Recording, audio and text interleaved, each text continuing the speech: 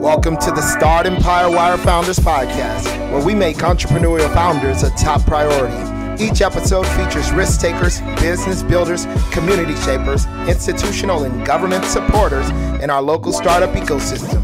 Tune in weekly to hear all about what's happening with the movers and the shakers of Southern California's Inland Empire and beyond. All right, ladies and gentlemen, welcome back to another episode of the Founders Podcast. This is the place where you can come to find out the who's who of the startup ecosystem in the Inland Empire and beyond. Today we have with us Derek Anderson of Biztek Solutions, and I am going to incorporate it, Biztek Solutions Incorporated. And so I'm going to let Derek give us an overview of who he is, where he came from, what he's about. We're going to get into really what his startup does and his passion for his profession. Welcome, awesome. Derek. Awesome. Thank you, Harris. Happy to be here. Appreciate the opportunity. I really do. It's what you're doing for our community and the startup ecosystem is awesome. So glad to be a part of it and provide some support. So thanks again for the opportunity. Awesome. A little bit about me. I'm born and raised right here in the Inland Empire of Riverside. I actually grew up, both of my parents were entrepreneurs and CPAs, and had a CPA firm here in Riverside, and my mom still runs to this day. I grew up working in their business from a young age, starting at 8 years old. Wow. And worked there growing up, even through high school. And that's really where I learned, what it took to be a business owner, seeing my parents do it, grinding day in and day out, working with them. And that's where I got, my experience, one, in just running a business. I was helping out with, business practices in terms of accounting and payroll stuff, like through high school. And this was like the late 90s. And so, this was the beginning of the internet, still had dial-up days. And when I was 17, my mom actually brought in her first network computer system to her business and paid a company to do it. And I saw them do it. They kind of trained me. It wasn't really training. I just kind of watched, and I was just blown away by it. And, from there, I kind of ruined my mom's dreams of me taking over the CPA practice. Didn't want to be a CPA. I wanted to get into tech. And went to college for that, started getting industry certifications. And through that, continued working through her business through my late teens, early 20s as I went to school. And started, I was managing her network and computers, and we started offering computer services to her clients. And it got to a point where it got to be a little bit bigger than what we thought. And in my mid-20s, I decided, all right, I'm going to break off, go on my own, started Biztek Solutions on my own. I was Derek, the IT guy, working out of the bedroom of my house. It's the, call it, anybody call, just, do service for hours. And, I really grinded it out that way for about 6 years. Built up a client base, trying to learn how to do sales and marketing to grow the business. Yes. And then I had a really fortunate opportunity that a client of mine invited me to a networking group. I decided to go join that group, which was really instrumental to my professional development and my career and business growth. Okay. And that's where I actually met my mentor, who I still work with today. Nice. As a business coach, Bernie Powers. And through working with him the past 10 plus years has really helped me more understand how to grow and scale the business to help us grow the business what it is today. We employ 15 people here. One person that's overseas, a couple people out of state. Most everybody's right here in the Inland Empire. And the knowledge I gained, working in the family business and still gained from my parents and their entrepreneurial skills, and then finding an awesome mentor to help me grow has really helped us, find the success that we have and make an impact, helping business owners with their IT. That's huge, man. That's huge. That's a great story. I mean, we're gonna break it down now. You gave us the whole 15,000 foot view of it. I love it, man. Yeah. So now let's just go back. Let's go back. I met you at 1 million cups. Yeah. I believe it was 1 million cups. Was it 1 million cups? It was that, or it might have been, I actually watched, one of your recent podcasts, and there was a startup event in downtown Riverside at its site that Steve Massa put on. What are you? It was, I was an organizer. I was an organizer with Inland Empire Startup Week. Yeah. And so we met that week. Oh man, that's awesome. That's where we first met. I think we crossed paths at a Million Cups event again. Yes. Okay. Yep. And then I think we crossed paths at like a Taco Tuesday. Yes. So, yeah. Okay, let's go back. Okay, 1 Million Cups, Inland Empire Startup Week. What part did you play in Inland Empire Startup Week? Were you just attending? Like, were you just finding out about it? I got the invite. Seemed like a good networking opportunity to kind of see what it was about, getting involved with the startup community. And yeah, I was just an attendee there, checking it out, just to meet people like yourself and see how we can get involved with the community. So, what was your impression of that week? It was years ago, but it was exciting to see. I didn't realize just how much of a startup ecosystem there was in the Empire. So I was actually really impressed. I was like, some of the companies that were around, it was like, wow, that's right here in Riverside in the Inland Empire. And I had no idea. And so it was really exciting to see that, like, I always thought, like, especially in the tech industry, it's Silicon Valley and, these other hot spots. And it was like, wow, we've got startups and some tech startups doing some really cool stuff right here in Riverside. And so I was really happy and impressed to see that. And like, wow, all right, this is cool. Something I want to support and be a part of. It felt like a peak. Let me just say that. It felt like a peak, but I don't think it was. Because we were building on momentum for, from a few years back. 2018 Startup Week was really great. I believe that there's more to come. There just needs to be a little bit more of a galvanization within our community. Masa is still local, but he's no longer working for the city of Riverside. I'm going to get him on this podcast. Steve, I know you're listening to this podcast. But here's the thing. Like, I remember helping to like organize, in part for that week. And I had a session, and then it was some session with, I don't know, I can't even remember the session we met at. Do you remember at all or no? It was probably just a net mixer type thing or something. Probably, like that. Yeah. I tend to attend a lot of those, so yeah. Yeah, so from there, you always kind of been in the back of my mind, and I'm like, know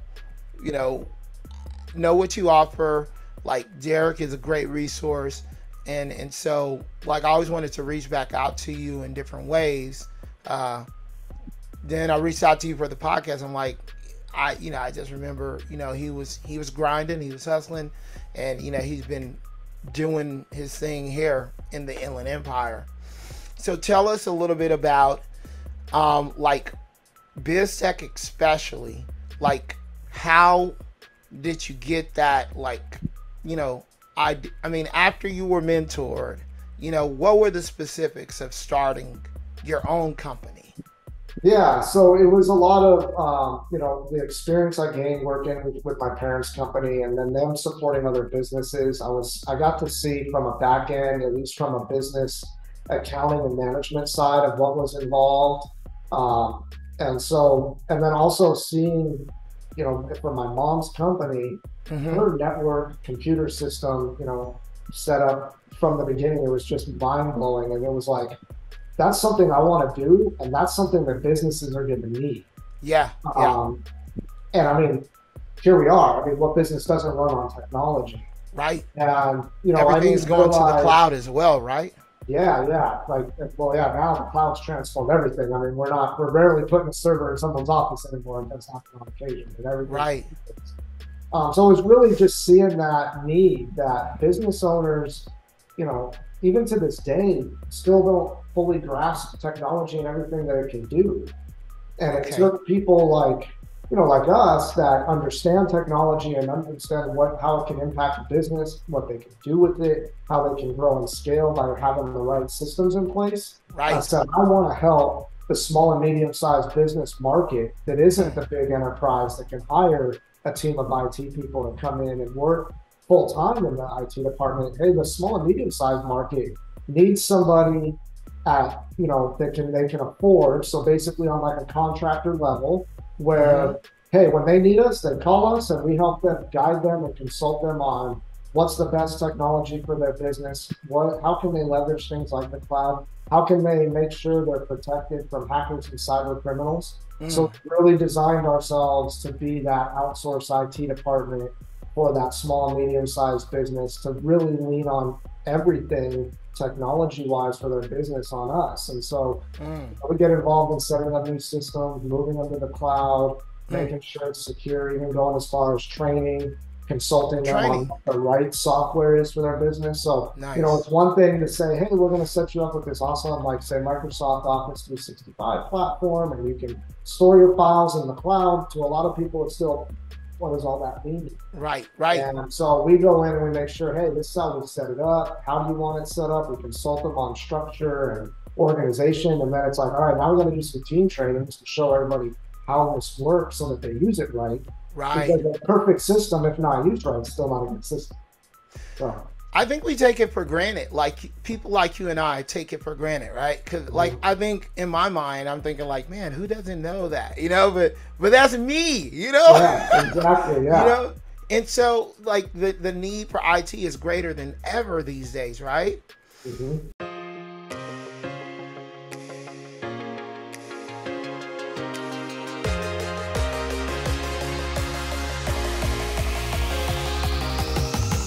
The Inland Empire startup ecosystem industry is tremendously fragmented. A few top-tier hubs, San Francisco, Los Angeles, and San Diego, are well covered by media, events, and data platforms. Finding reliable information relevant to startups or the tech industry in the Inland Empire is extremely difficult. As a result, startups can't scale fast enough. Investors are having a hard time finding the right deals, and corporates can't find the right companies to partner with for their innovation activities. Startempire Wire, the leading Inland Empire startup publication, is providing the Inland Empire startup ecosystem with the most accurate, engaging business and financial data, events, and news.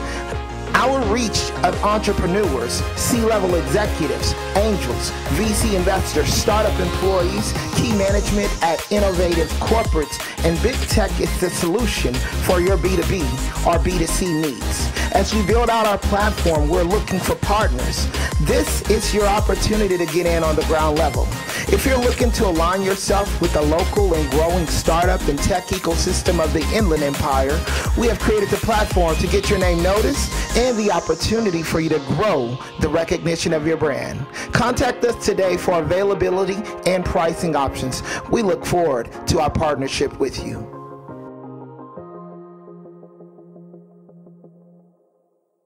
So what are some of the like newest challenges you can see on the horizon for business owners in the IT sector, where they're going to need to pick up the phone and call Biztech?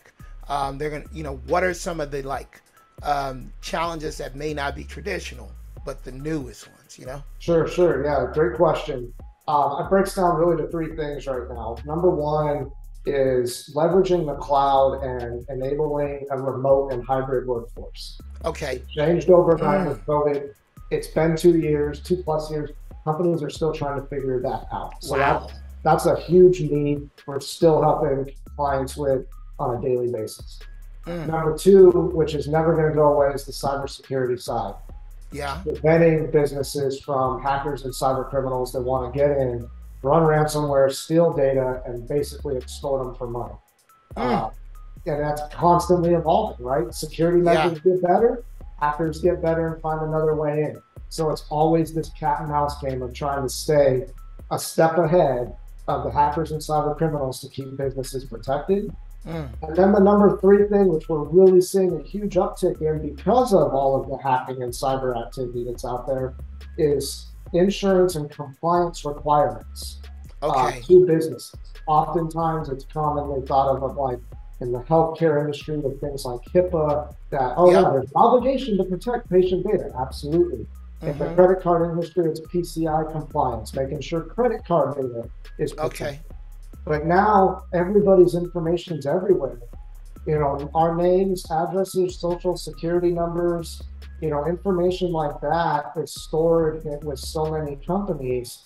And the ramifications, even if you're not storing any sensitive data, if you have a cyber attack and hackers are demanding $50,000, $100,000, or millions of dollars to get your data back, who's going to pay for that? Our insurance companies start to get on the hook for stuff like that, or having to cover the damages. And so the requirements from government agencies and from insurance are really driving up the requirements that companies have to have from a cybersecurity side and also from an administrative policy side to be compliant or to get any type of insurance coverage. And so we're helping our clients with that as well, and really trying to put all of that together in what we do as an IT company for the small and medium-sized business market.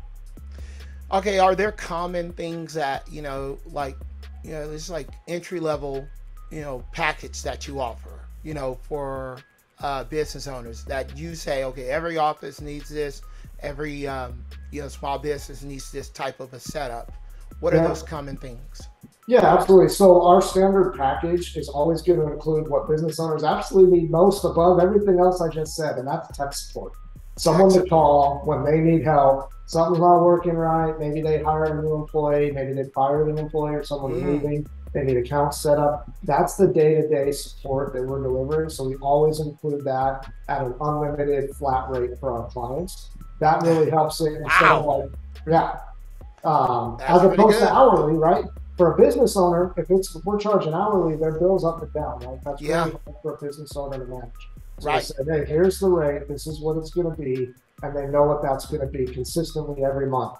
Like paying somebody, if they hired somebody on salary, they know what that cost is. Right. But with that, we always deliver elements of cybersecurity where we monitor and manage their systems, deploy the updates. Updates are really critical to make sure that because what is a virus or ransomware exploiting? It bugs in the system. So make sure those are patched. We're going to provide an antivirus, and we also do like internet filtering so we can keep people off of bad websites. And we do some hacker detection to make sure hackers don't have control of the system. With our email services, we're always including spam and email security to make sure bad stuff's not in the inbox, which is still the #1 way hackers and cyber criminals try to get in. Also back up all the email data in case there's any data loss with email. And we're always also making sure we back up anything, whether it's on an office server in a cloud. That's standard for every client. Those are the minimums that every business needs, right? So the tech support, some basic levels of security, and data backup, right? Data backup. Okay. Beyond that, we go, all right, now if we have some compliance requirements, some specific things that we need to do, we can build on more layers of security, offer compliance services, put things into the cloud, and build from there. But that's really that framework is those three components. Awesome. So the compliance thing is per vertical. It varies per industry. Yeah, definitely. The cyber insurance is across the board. I recommend every business have a cyber liability insurance policy. Because that's going to cover cyber-related incidences that may happen that your general business liability no longer covers. A lot of business owners don't know that. And now, because of all of the cyber activity, ransomware, things of that nature, the requirements to get affordable cyber insurance now says, hey, you've got to check all these boxes from an IT policy and technology aspect. And what I mean by that is they want to know, not only do you have an antivirus and you install your updates, but do you have a password policy that you share with your employees? Do you have a policy that says how data is going to be accessed and who's going to access it? Do you have a disaster recovery policy, a disaster plan, things like that? Are you training your employees with cybersecurity best practices? That's a big thing. And if you're not able to say, yes, we're doing all these things, you're either going to be denied coverage or your premium is going to be sky high because you're not doing things to minimize the insurance company's risk. when it comes to compliance, yeah, healthcare has HIPAA. The big thing right now is any Department of Defense working with U.S. government and military on the supply chain side for Department of Defense. There's a big thing called CMMC that has really strict requirements what these companies have to do in order to work in the supply chain for the Department of Defense. Wow. What they need to do to secure that information so that it doesn't get leaked, right? Because if you're building, one component of our next super high-powered military drone, tank, missile, whatever it is, you may not have anything. Right. You got a component of that. A breach in that line to hackers, critical information that can be detrimental to national security. Yeah. So we're really forcing down the security on that side. Wow. So can you tell us one of the worst case scenarios that you've seen? Ooh. When dealing with a client, like, maybe somebody came to you like, hair on fire, please rescue us. What happened? What's one of the worst case scenarios? Yeah, that's a really good question. Fortunately, knock on wood, we're not dealing with those all the time. But we have had clients call us and say, we've been ransomware. All of our files are locked out on our server, and we can't access them. Whenever we try to open up this Word file, Excel file, we get a pop-up that says, hey, pay us, $2,500. Bitcoin. That Bitcoin, exactly.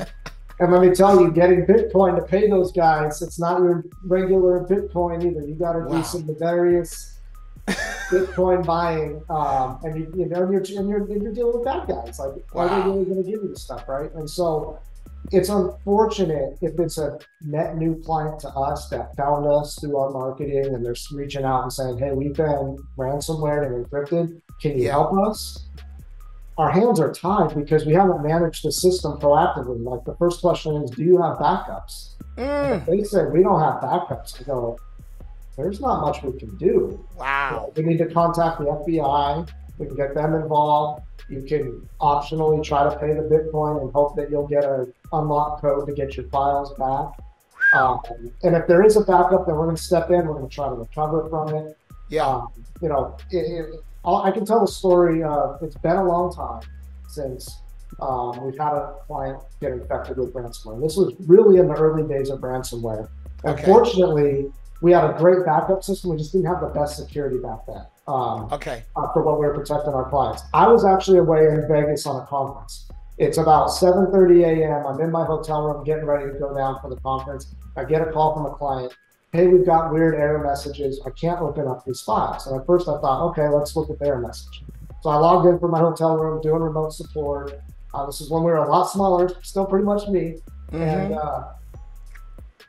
this is weird. And then she's like, well, we can't access these files either. And then quickly I realized, oh my gosh, they got hit with ransomware. Oh, dang. Did some forensics, found out that the owner of all people had opened up a malicious email. It had started with infecting his files, ransomwared all of his files, and then ransomwared and encrypted all the files across the whole company's servers. Wow. Shut everything down. They could not work. So it went through the network, huh? Like, nothing. Nobody could do anything. No file open. Pay us. I think the ransom was about $4,500. Oh. That's, which, I mean, in reality, like, if, hey, you locked out my business, I'll pay you $4,500. Just give it back right now. Right. But would they really unlock it from $4,500? I have heard. I've never taken anybody through it, but I have heard through peers that yes, you can get it back. Right? Okay. But fortunately, with this client, they had our backup system because we were nice, and we were able to, within about 2 to 3 hours, restore their servers back to the state before any infection happened, and they were back up and running. They had very little data loss from the point in time that it happened, and they were back up and running. And let me tell you, for a scary situation, they were so grateful that we were able to come in and recover them. But if it's somebody that it happened to now and we haven't had our systems in place, our hands are so tied, and any IT company's hands would be tied. It's just a bad day when that stuff happens. Well, they say, what's that say? An ounce of prevention is better than a pound of cure, or something like that. 100%, right? Okay, so Yeah, and I when I talk to our clients and prospects, sometimes we get some pushback on the price of the security and the backup. I go, this is also, in a way, insurance, yeah, right? It's that preventative insurance, right? preventative insurance. That we're able to provide to minimize. There's not me or anybody that can say, hey, you do all this stuff, 100% nothing's ever going to happen. That doesn't exist. Right. But what we want to do is layer things in and make it so difficult that they're like, man, I can go to the next company that doesn't have all this and get right in. Let's go get that. Let me go get the sucker down the street. It's like your house, right? If you got bars on your windows, a security door, cameras, alarm system, nobody can mess with it, and your neighbor has nothing, where are they going to break in? Yep, that's true. Right, prevention. Yeah. Awesome. All right, so tell us about the growth of Biztek Solutions, like from the beginning. Tell us a little bit about the struggle. Yeah. And then, where you're at now. Awesome. Yeah. So I know I touched on it briefly in the beginning with that 10,000. So first 6 years, it was me only. Yes. Long days, long nights. I mean, my phone rang all the time. I'm everybody to every client. Lots of dependencies on me, waking up 6, 7 in the morning and having the early habits then. But I was also, because I was working till midnight, 1, 2 a.m. trying to get stuff done, running around all over town all day, doing that for 6 years. And, in that moment, I was in my mid to late 20s. I thought, man, I'm a business owner. I'm the man. I'm making decent money. And then, I met my mentor, and he invited me to lunch one day, and he sat me down and asked me some simple questions, like that every business owner should be able to answer. Yeah. How much revenue did you do last month? I don't know. I did this or that. Well, is it this or that? How much revenue are you going to do this month? Well, I think I'm going to do about this. Well, is it this or that? How much, what was your net profit? Things like that. Just simple questions. When's the last time you looked at your P&L? And I'm like, I never looked at my P&L. Wow. And it was in that moment, he actually asked me just point blank, are you running a business or have you just bought yourself a job? Ooh, that's good. That's really good. And that just hit me like a ton of bricks. Because then we followed up with, if I wanted you to take a month off right now, leave for 30 days, not work, could you do it? Would your business survive? And I said, absolutely not. Wow, that's really good. Yeah. And that's when I realized I've got to do something different in my business to grow it so that it can operate without me. And really, I can provide a better service to my clients, because the reality is when it's just me, I got 5 people that call me at once. I can only help one. And everybody else got waiting.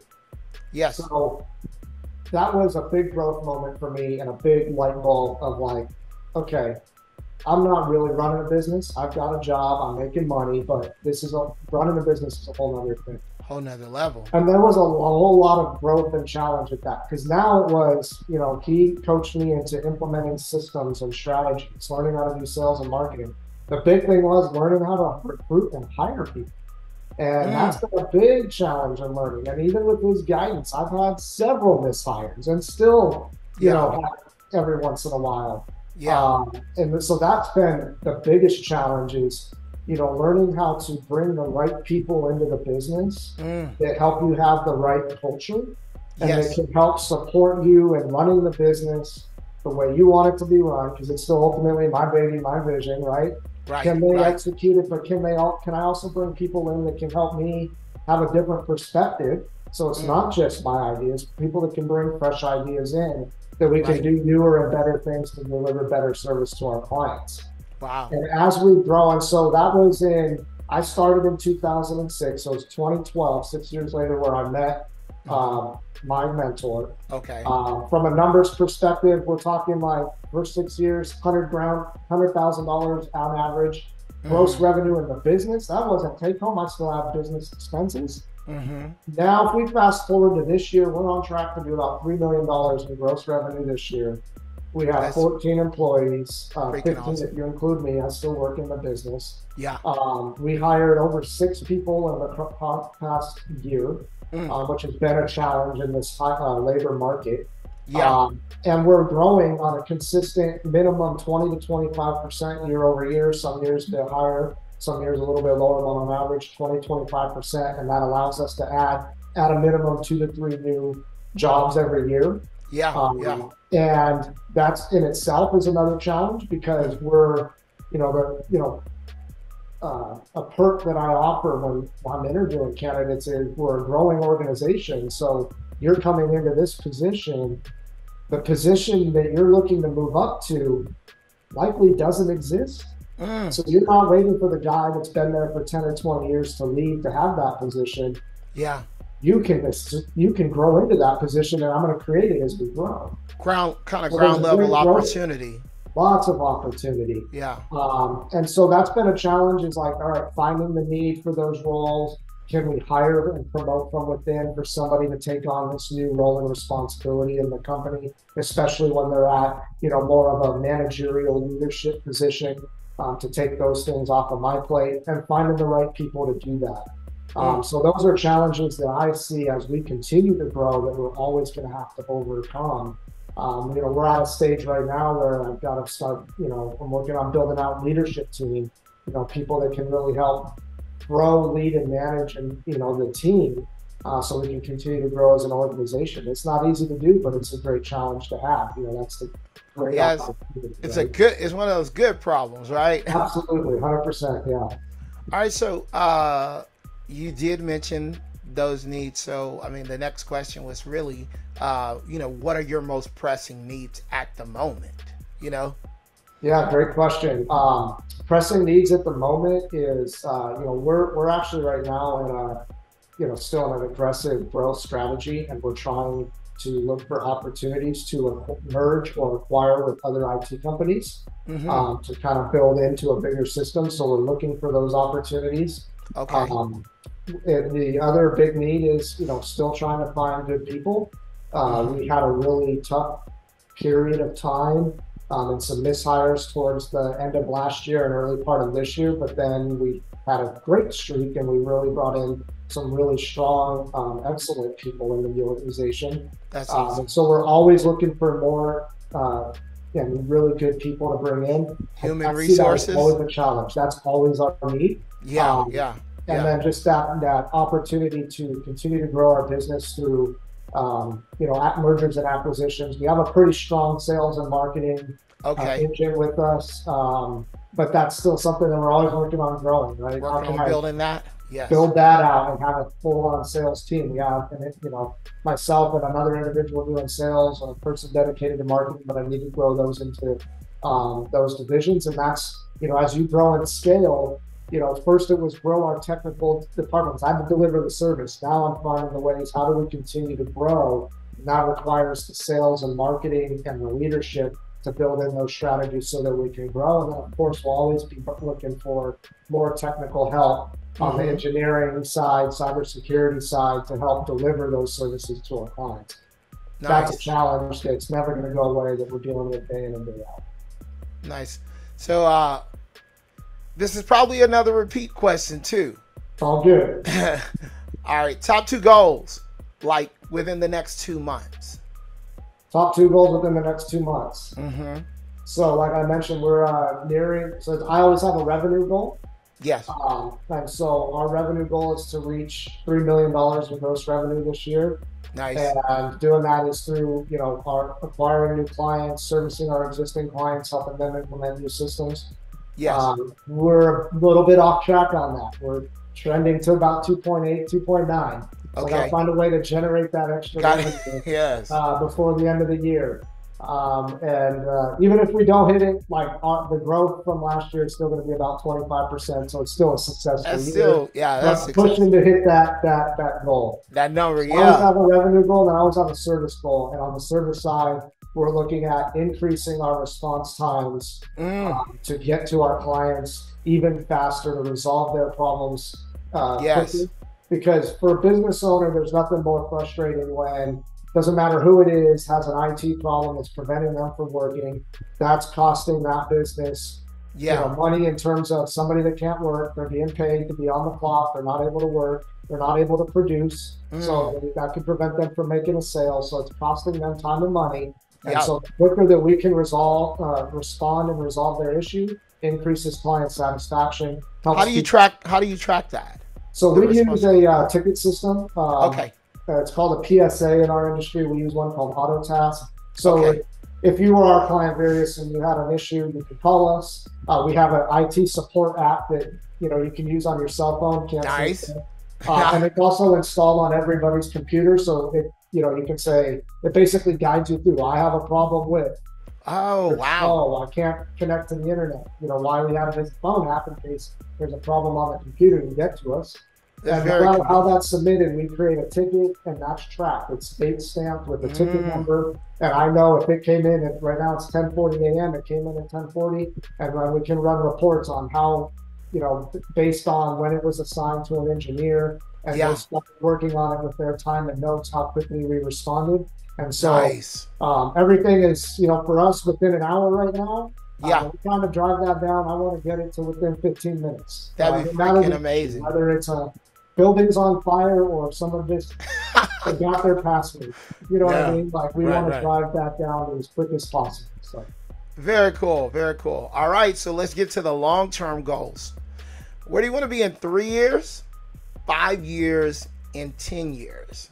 All right. So within the next 3 years, I see us as, which we're going to be about $3 million in revenue.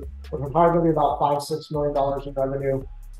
That's going to require, I believe, at least 1 or 2 strategic mergers and acquisitions, plus the continual development of our sales and marketing to get to that. Right. And with that, I anticipate us almost doubling in staff. So we're going to almost double in revenue. We're almost going to double in staff.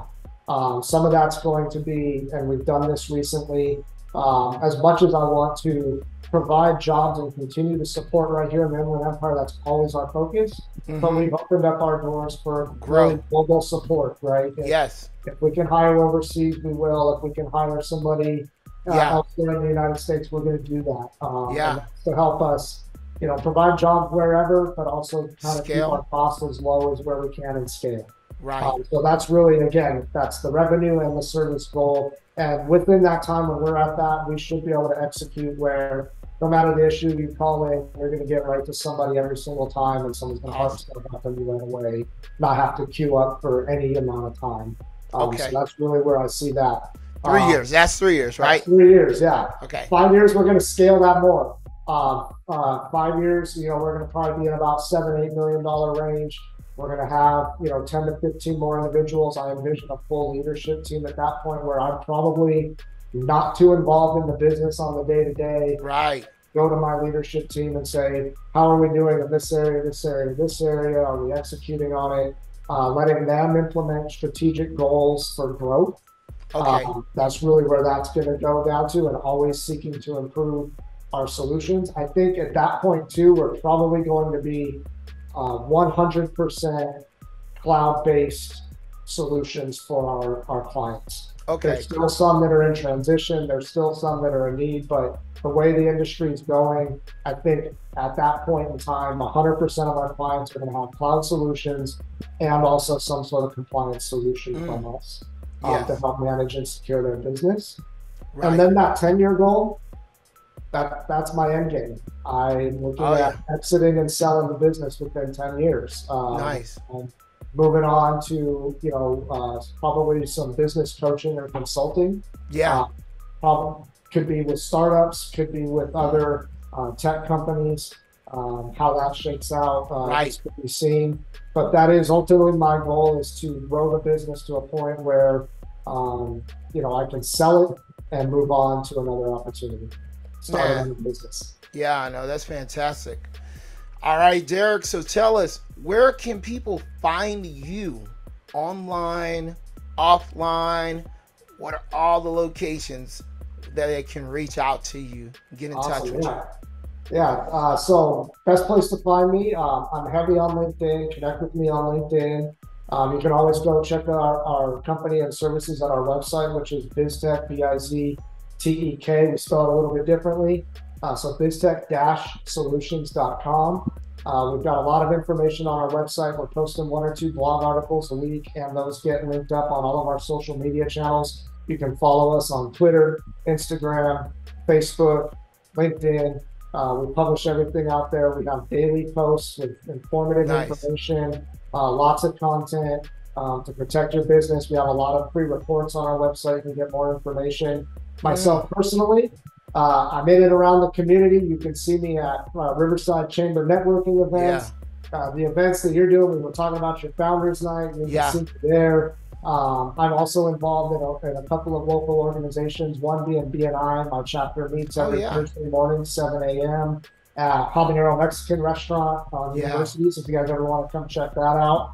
I'm very excited. I'd love to have you be my guest there one Thursday morning. Oh, absolutely. So you can find me there. And I'm also part of an organization called EO, Entreprenuer Organization. I heard of them. I've heard of them. How's that? So EO is awesome. EO is an organization that's exclusively for business owners running a business that generates at least $1 million in revenue. So there's a qualifying factor there. And it's really a nice community of other successful business owners where you can get together social events for fun, but there's also a lot of great learning events where you can meet with other business owners and get just other insights. Like I've learned so much. I'm in peer groups with people in my industry, and this is another peer group where they're in a totally different industry, but man, the knowledge and insight, the strategy you wouldn't think would apply to your own business, but it's executed well in another business. It's like, I could do that. Why didn't I think of that? And so I just love to surround myself by other smart individuals, especially other business owners that are going through the same challenges that I'm going through, and find out, man, I'm not alone. We're in this together, and let's help each other out. And I love that. That's awesome. All right, so Derek, what's one piece of business advice that you would give to any business owner, regardless of who they are, what industry they're in? Let's leave our audience with the best business advice you can give. Well, my business coach always tells me you get what you accept. So, and I love that piece of advice. That's really good. If you aren't happy with something, but you're not doing anything to change it, you get what you accept. And you are your catalyst to change. That's so good. In addition to that, I know you said one. I think that's... No, okay, no, go ahead. Feel free. The other thing is, it's along the same lines of what I just, mentioned with the EO, is surround yourself with good people. Because who you hang around with and who you conversate with and interact with on a regular basis is going to help mold you and provide opportunities and give you an educational experience in every conversation. You might just think, hey, this is a casual conversation over coffee, but I'll guarantee you, if you're talking with somebody that's a business owner or a mover and shaker in any way, shape, or form, you can probably learn something from them. So always be learning, whether it's reading or involving yourself in the right organizations and around the right people. Be a sponge and learn, and don't be afraid to execute and try what you learn. And you're going to make mistakes along the way. It happens. Move on, but make those decisions, learn, because there's a lot of ways you can learn from the people around you. That's so good. Derek, thank you for coming on the Founders Podcast. Thank you for having me, Darius. Honor. Seriously, this has been great. What you're doing is awesome.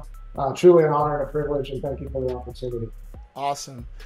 Ladies and gentlemen, you have seen it here on the Founders Podcast. First, if you have not subscribed to the YouTube channel, please subscribe today. Click the bell, like this podcast, and share it out to 3 or 5 individuals who you know. Thank you again for watching and tuning in to the Founders Podcast. We will see you next time. Peace out.